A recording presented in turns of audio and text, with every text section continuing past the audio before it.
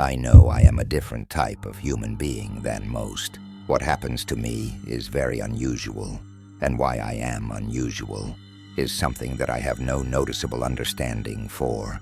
I just connect to a world which others never encounter. As I have said in my last story, there is no human that can say he/she has actual proof of spiritual contact. For me, spirit contact is proved by my personal view. A witness who sees and feels what I feel and see can be informative, but still, for science, there are always some way to debunk everything. Only I know there is truth in the supernatural for me. Personally, that's good enough for me. My career was working for the state of Texas. Around 2011, I was working toward my retirement. I had about 1 year to go and was working in a prison unit in the Panhandle of Texas. For those of you who don't know, the Panhandle of Texas is the very top of Texas, where the southernmost portion of the Great Plains ends. As a correctional officer, my work usually took me to what was called 4 Building, which had 3 wings to it. This building was for the inmates who were still bucking the system and received a lot more cases against them than normal, just for not following the rules and regulations set forth by the state of Texas.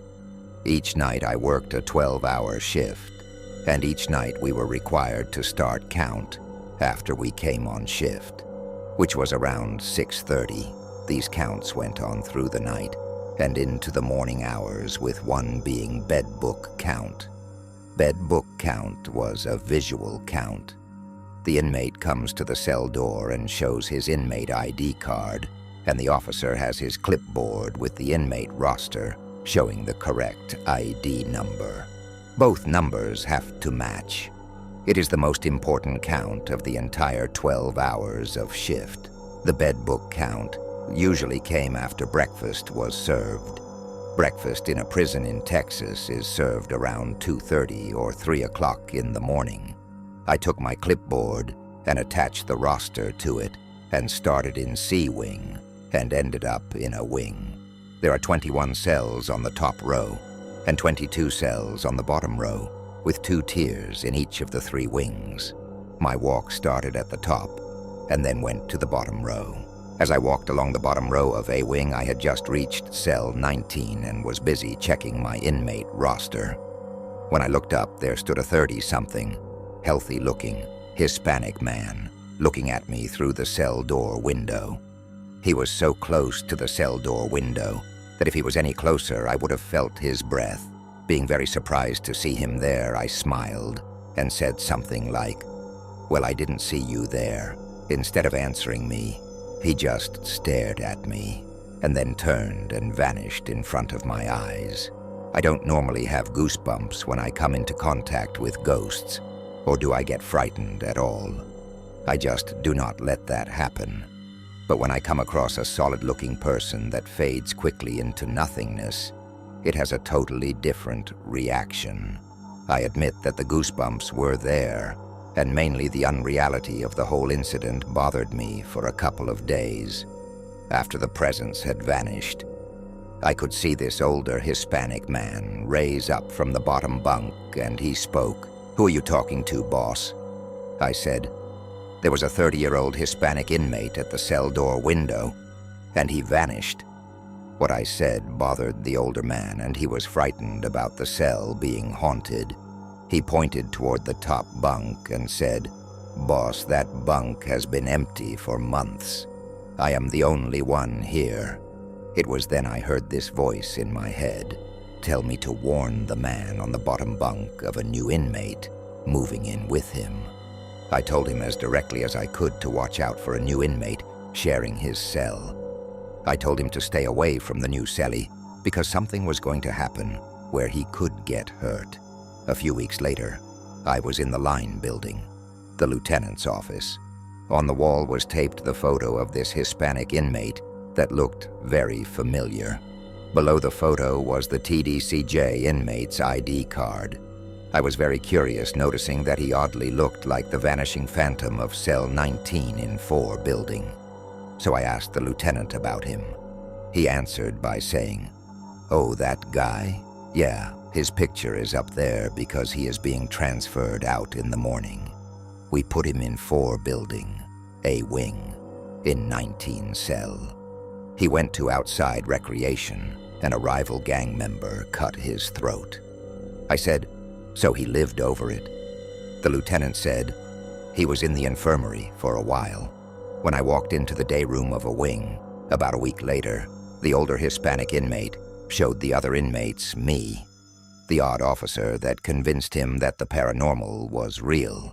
Then he thanked me for the warning and said he would never forget this crazy thing happening to him. He said he would tell about this experience until the day he died. This is my first time to share my scary experience. This is about my uncle. We went on a vacation in our province, Cebu. When we got there, we saw our aunts, cousins, my grandmother and grandfather, and also my uncle, Dodong. We bought food and went to the beach. I also experienced going to a disco, and I enjoyed it. I also experienced riding a carabao. My cousins told me about the mangkukulam, mambabarang there. They said that when I bumped into someone, especially when old people, don't look them in the eyes and just walk straight. And also when stranger pats you on the shoulder, you have to pat them back because maybe if they put a curse on you, you have to pat back their shoulders too, to revert the cursed. One night, my cousin cooked noodles and hot dogs for us for breakfast. While we were eating, my uncle woke up, went into the bathroom to take a bath and dressed up. He's looking in the mirror while combing his hair. When I looked at him in the mirror, I saw him headless. I cried. I was so scared, and I told my family what I just saw. My grandmother covered his head with a black cloth and hit him in the head and asked my uncle to take off his clothes. They burned the clothes and told my uncle not to go outside that day because something bad was going to happen. The next day, my uncle woke up early and said that he's going to church to pray for what happened last night because he's scared too. He dressed up and left. After so many hours, our grandfather got a call. It was our neighbor. She said that my uncle is dead. He got hit by a 10-wheeler truck, and his head was crushed. It's been 5 months, and I still can't get over with it, because I'm the one who saw him headless, still scared. It's been a while since my first story on this website, and I wanted to check it out after I and my friends were talking about ghosts.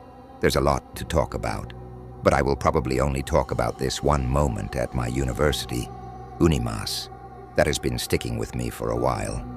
This happened a few months ago, unlike my last story. It happened during the early hours on a Friday. I was busy doing some assignments that were supposed to be due yesterday, but I was pretty slow with it. The first months at university wasn't so easy, but I got used to it later on. Now, if I remembered correctly, it happened either late at 2 or just as soon as it hit 3. I was wearing my earphones, drawing figurines and stuff when I heard a knock on the door. When I took my earphones off, there wasn't much of a sound. I thought it was just the flimsy table that's making the noise, so I decided to go back to work. But then it happened again, and this time I had my left earphone off, so I definitely had to double confirm. I looked at the door, and then back at my papers when all of a sudden, the knocking happened again. This time I had my full attention towards the door, and I wasn't doing anything that could possibly have made the noise. It was fast and aggressive, almost like they wanted me to get to the door. However, I was pretty spooked out to even move when I heard the knocking. Being afraid made me recite my prayers faster than a speeding bullet. I've heard of a lot of ghostly rumors at Unimas before I registered to my dorm, and most people were talking about the knocking. So when it happened to me, I was beyond afraid. I wasn't expecting the paranormal moment to hit me. It happened for a solid minute before the knocking eventually ceased. My scared butt wasn't brave enough to even reach the door, so I sat there on my seat and then towards my roommate, who was sound asleep. Like, dude didn't even hear what happened. Took at least 30 minutes for me to settle down. I was too scared to even continue my assignment, so I decided to get straight to bed and finish my assignment hours later. Only explanation that I could probably think about that explains this very incident is that someone who I shared apartments with in Unimas, we have this concept where students lived in apartment-styled dorms. You know, with the living room and kitchen and everything. Must have been knocking the door for something, but gave up 'cause they assumed I was asleep. I remembered one person who was awake with me at the time, but you won't imagine the look of horror I had on my face the moment he said that he didn't bother coming out of his room and was sound asleep starting at 1, which is a whole hour before the knocking even started. Nobody was awake at the time, too, I asked everyone. So yeah, ever since I've started to always be on guard whenever I go to my room without my roommate being there. Because of that incident, I've started to feel comfortable doing my assignments in the study room just a few blocks away from my dorm.